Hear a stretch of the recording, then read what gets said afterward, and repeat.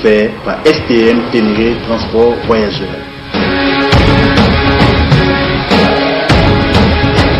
STM, une nouvelle façon de voyager.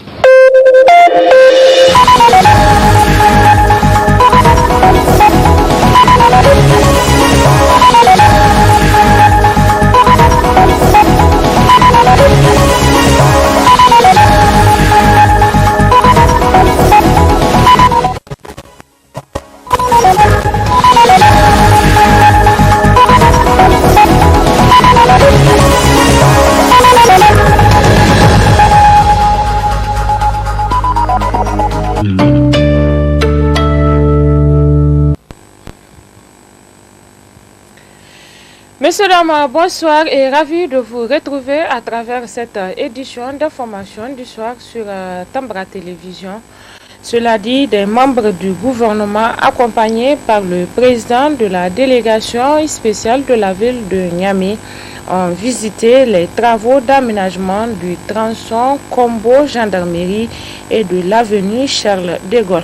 Amadou Harouna, Ibrahim Kantama pour plus de précisions.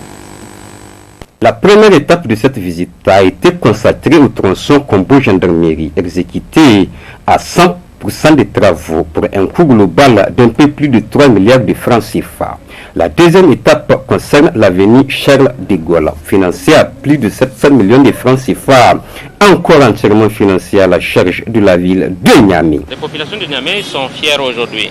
Nous sommes venus aujourd'hui constater la fin des travaux de la route de la corniche Kombo-Yantalaba, la fin des travaux de la bretelle allant sur Bravia, la fin des travaux de la route Charles de Gaulle qui va du rond-point Justice jusqu'à l'intersection avec la gendarmerie.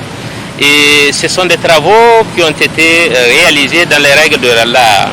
Kombo est un terrain très difficile, un terrain délicat avec des problèmes d'assainissement. Ils ont su en tout cas répondre à toutes nos exigences, y compris au niveau de la voirie, y compris au niveau de l'assainissement, des trottoirs, mais aussi de l'éclairage de ce tronçon aujourd'hui qui est effectif et qui fonctionne normalement. Une transformation de la ville de Niamey qui traduit la vision du président Issoufou Mamadou. Le document que nous avons est à peu près 4 milliards qui ont été investis sur ces travaux que nous avons visités. Et je vais ajouter une chose qui est importante. Niamey, là, c'est un programme du président de la République, Mamadou Issoufou. Dès son arrivée au pouvoir, il a lancé ça. Je me rappelle la réunion, le premier lancement a été la route Est-Ouest.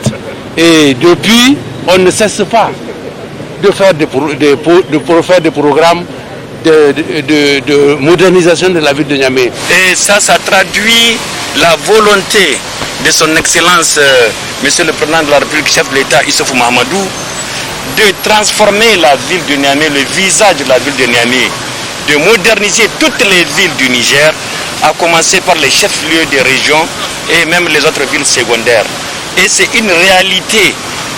Niamey, Niala, c'est un programme permanent. Il faut préciser qu'aucun arbre n'a été coupé pendant ces travaux pour protéger le cadre environnemental. Après la levée de l'isolement de la ville de Niamey et de certaines mesures barrières face à la pandémie du coronavirus, les boutiques ont commencé à être fermées pour non-paiement d'impôts. Commentaire Amadou Harouna. Plusieurs boutiques et autres lieux relevant du secteur d'activité du commerce ont été fermés pour non-paiement d'impôts dans la ville de Niamey. Refuser de s'acquitter de ces impôts relève aussi à la fois de l'incivisme et de la mauvaise foi et nécessite au besoin de recours aux textes en vigueur.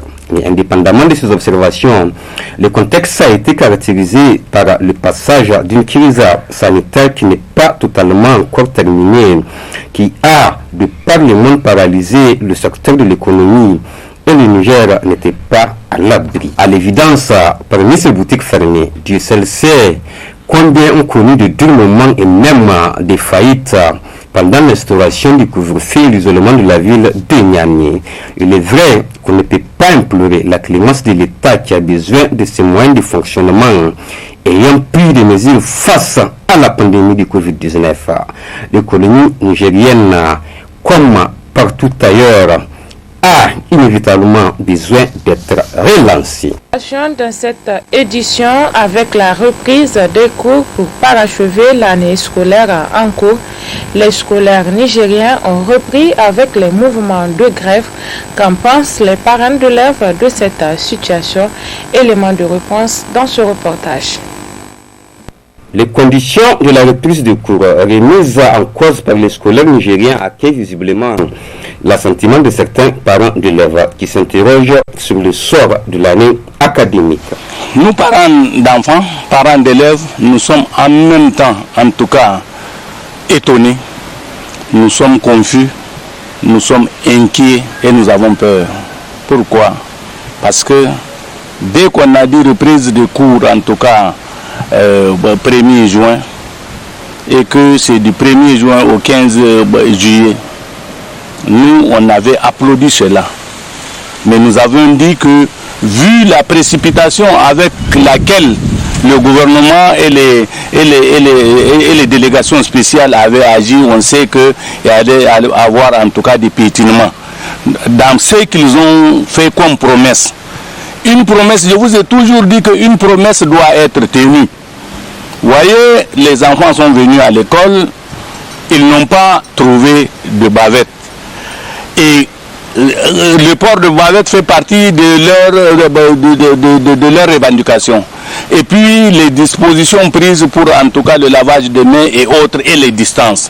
Les distances, c'est les classes. On a promis des classes en paillotte ou des bâches, mais moi-même j'ai fait en tout cas des tours des établissements, de beaucoup d'établissements où je n'ai pas vu les bâches. Une autre préoccupation, les ports de bavette obligatoires pour les uns, facultatifs pour les autres. J'ai eu à débattre avec un responsable de l'éducation de base dans une radio où on a dit que le port de bavette n'est pas obligatoire pour les enfants de l'école primaire. Eh bien, des enfants de l'école primaire ont été menacés de porter des bavettes.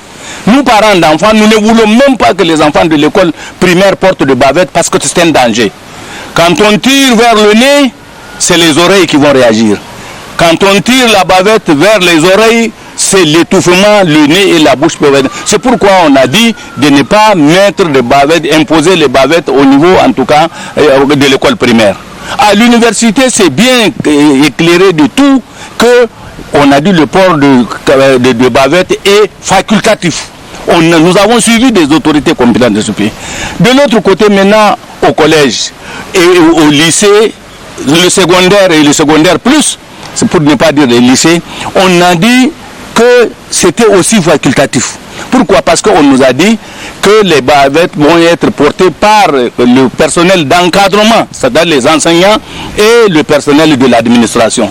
Mais beaucoup d'enfants le lundi là, sont revenus à la maison parce que des professeurs, peut-être mal informés, les ont renvoyés ou leur ont dit: si demain mardi vous ne venez pas avec des bavettes, vous n'allez pas rentrer en classe. Je ne sais pas si c'est l'État que nous allons conseiller, je ne sais pas si c'est les élèves que nous allons conseiller, je ne sais pas si c'est la structure des élèves, c'est-à-dire l'USN que nous allons conseiller, je ne sais pas si c'est les professeurs que nous allons conseiller, mais tout ce que nous voulons, il faut qu'une promesse soit tenue. Après le passage de la crise sanitaire qui a affecté pendant plusieurs mois l'école nigérienne, les problèmes persistent encore. Il reste difficile à résoudre. Autre aspect de ce journal, en 2011, le président de la République a fait une promesse aux populations de Zender, celle de régler définitivement le problème d'eau que connaît la ville de Zender depuis des dizaines d'années. Une promesse tenue selon le gouverneur de la région de Zender.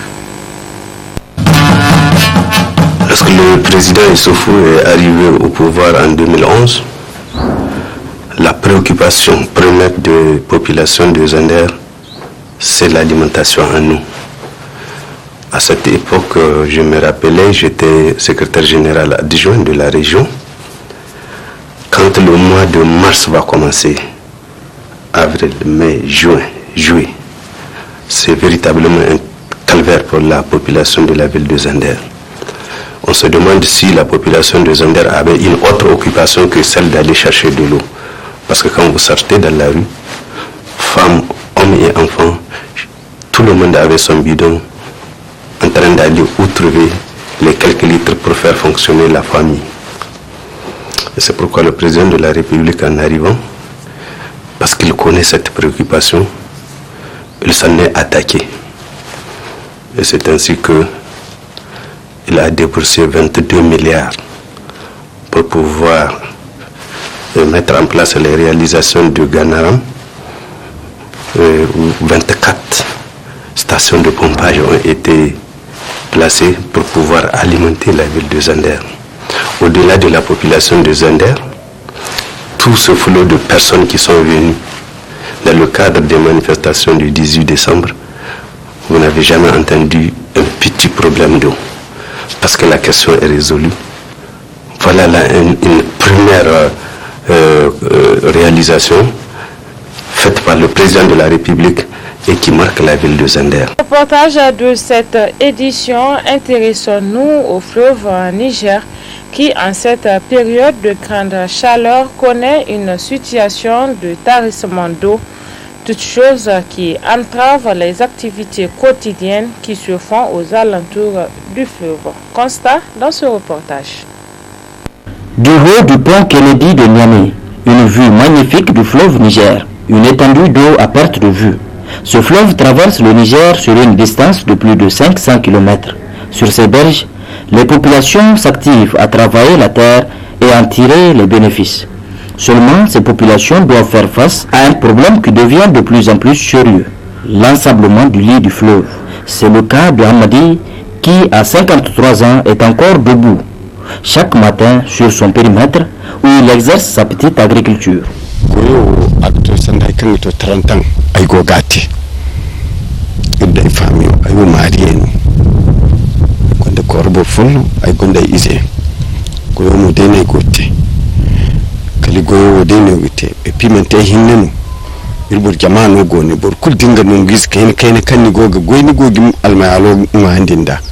ilko dogo nandi boriyande no kan batama ga beri ayin batama pati pati gano ise mu nge almale gainda.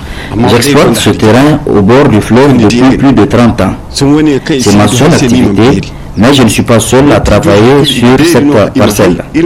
On est nombreux, chacun a son lopin de terrain qui lui permet de prendre en charge les besoins de sa famille. On est confronté depuis quelque temps à un problème d'eau. Regardez vous-même, le périmètre manque d'eau.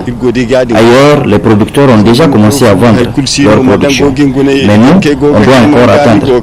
On a besoin vraiment d'aide de la part des autorités pour réparer la station de pompage et pouvoir mobiliser l'eau jusqu'au périmètre.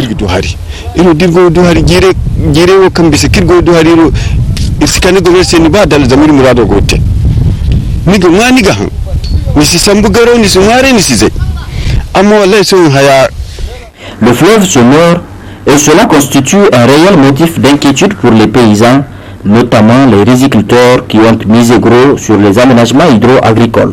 Et à juste titre, nous avons trouvé sur place à Krikusoy des paysans mobilisés et décidés à ne surtout pas abandonner leurs rizières. Ils tentent de curer les installations de canalisation d'eau, mais leur force physique à elle seule ne suffit pas. Il fallait sortir les gros moyens. Ils se sont donc arrangés pour louer l'engin adapté en vue de dégager le sable faisant obstacle au drainage des eaux. Les chenaux là sont remplis de sable. Deux fois manuellement on rassemble les producteurs avec des pelles.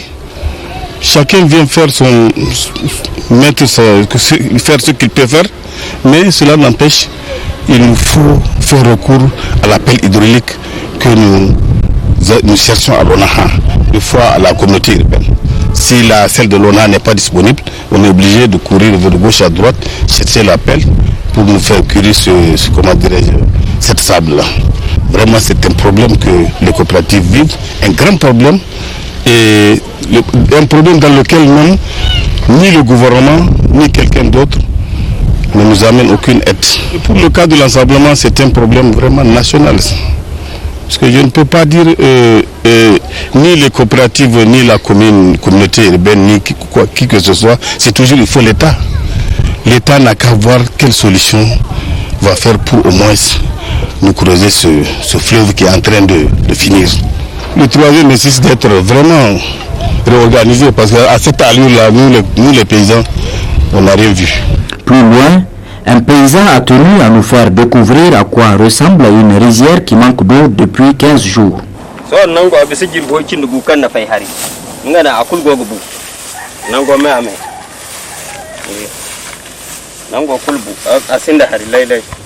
Sanda daga ti isa kan to da tasi ngana goga nan pompa sigudu harin da gabi ngati sanda bero kan bore gogidi masala kala kun kan masino kaga fansi nan godo ngomo ta sono bagum. Notre difficulté majeure réside dans l'ensablement du lit du fleuve. On a du mal à faire couler l'eau jusqu'aux rizières. On a vraiment besoin de faire creuser ce fleuve. Je cultive principalement pour vivre. La production est destinée à l'alimentation de la famille, pas à la vente. Avant, quand on n'avait pas de problème d'eau, on pouvait produire sur cette parcelle entre 45 sacs de 100 kg de riz paddy ou 50 sacs. Mais maintenant, c'est à peine qu'on arrive à récolter 15 sacs. Son campagne kay go matku kamborate agadu sako kindugo agodega kanga koino hari jangadi. À part ces activités agricoles, un heureux hasard nous a permis d'apercevoir des animaux s'abreuvant au bord du fleuve. Au fond de ce même fleuve, des poissons, donnant lieu à une autre activité non moins importante pour l'économie du Niger, la pêche. Jeune de 29 ans, Nourou est pêcheur depuis sa tendre enfance. Aujourd'hui, il draguait le fleuve depuis 7 heures du matin jusqu'à midi, heure à laquelle nous nous sommes croisés alors qu'il tentait de vendre le fruit de sa pêche. C'est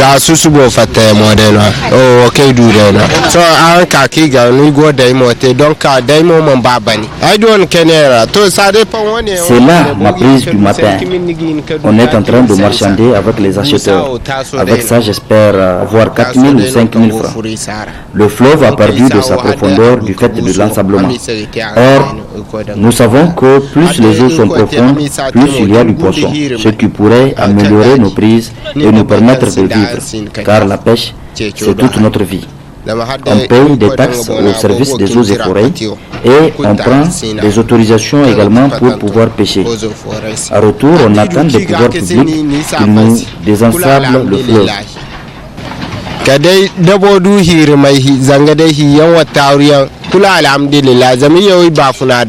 Le Niger a le destin d'appartenir au Sahel, en proie souvent à des sécheresses et de plus en plus sous les effets des changements climatiques.